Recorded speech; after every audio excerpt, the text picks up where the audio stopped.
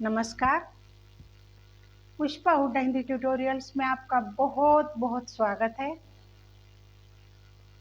बेटा, हमने practice set चलाए हुए हैं। अभी हमने पिछली क्लासेस में किया है रचना और रचनाकार, हिंदी गद्य और पद्य के। आज जो हम पढ़ेंगे ये अब प्रैक्टिस सेट 3 चलेगा, लेकिन आज का उपविषय होगा भाषा और बोलियां। आज हम पढ़ेंगे भाषा और बोलियां। देखो, भाषा क्या होती है और बोली क्या होती है, थोड़ा सा संक्षेप में वर्णन कर लेते हैं, इसका समझ लेते हैं। बेटा, जो बोली होती है वो तो होती है कहाँ, क्षेत्रीय रूप में बोली जाती है, और भाषा होती है उसका विस्तार रूप होता है ना। ये कहा जाता है ना, कोस कोस पर बदले बोली। अब क्या है कि बोली जो होती है उसका क्षेत्र छोटा होता है, वो जगह जगह अलग अलग भाषा, अलग अलग बोली बोली जाती है। तो बेटा, आज हम पढ़ेंगे वेरी इंपॉर्टेंट, यानी बहुत महत्वपूर्ण क्वेश्चन है, अनिवार्य क्वेश्चन होते हैं ये। देखो, प्रश्न नंबर 1, निम्न में से कौन सी प्राचीन भाषा नहीं है। अब देखा, मैंने बताया था बोली और भाषा। बोली क्षेत्रीय होती है और भाषा का विस्तृत रूप होता है। ठीक है बेटा, तो ये जो है, निम्न में से कौन सी प्राचीन भाषा नहीं है। पंजाबी, बी अपभ्रंश, सी प्राकृत और डी संस्कृत। अब देखो, पंजाबी, ध्यान देना, अपभ्रंश, प्राकृत और संस्कृत। अब देखो, इनमें से प्राचीन भाषा नहीं है। क्या नहीं है भाषा? पंजाबी।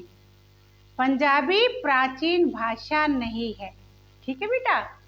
अब प्रश्न नंबर 2, हिंदी का प्रथम समाचार पत्र 1826 ईस्वी में कहाँ से प्रकाशित हुआ था।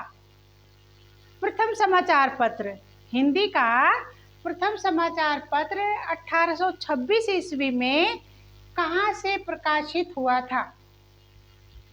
ए दिल्ली, बी कलकत्ता, सी मुंबई और डी मद्रास। तो बेटा, पहला समाचार पत्र जो है ये जो समाचार पत्र है ये कलकत्ता में, ये क्या था, कलकत्ता में प्रकाशित हुआ था। ठीक है बेटा। अब तीसरा देखो बेटा, कौन सी बोली उत्तर प्रदेश में बोली जाती है। कौन सी बोली उत्तर प्रदेश में बोली जाती है। बांगरू या डाहोती, हाड़ौती जिसको हाड़ौती बोलते हैं, या बुंदेली या मगही। उत्तर प्रदेश में कौन सी भाषा बोली जाती है। उत्तर प्रदेश में बुंदेली भाषा बोली जाती है। उत्तर प्रदेश में बुंदेली भाषा बोली जाती है बेटा।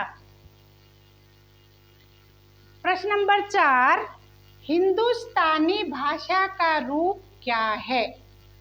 संस्कृतनिष्ठ, ब्रज अवधि मिश्रित, दक्षिणी भाषा या हिंदी उर्दू मिश्रित। तो बेटा, हिंदुस्तानी भाषा का रूप है हिंदी उर्दू मिश्रित। हिंदुस्तानी भाषा का रूप है हिंदी उर्दू मिश्रित।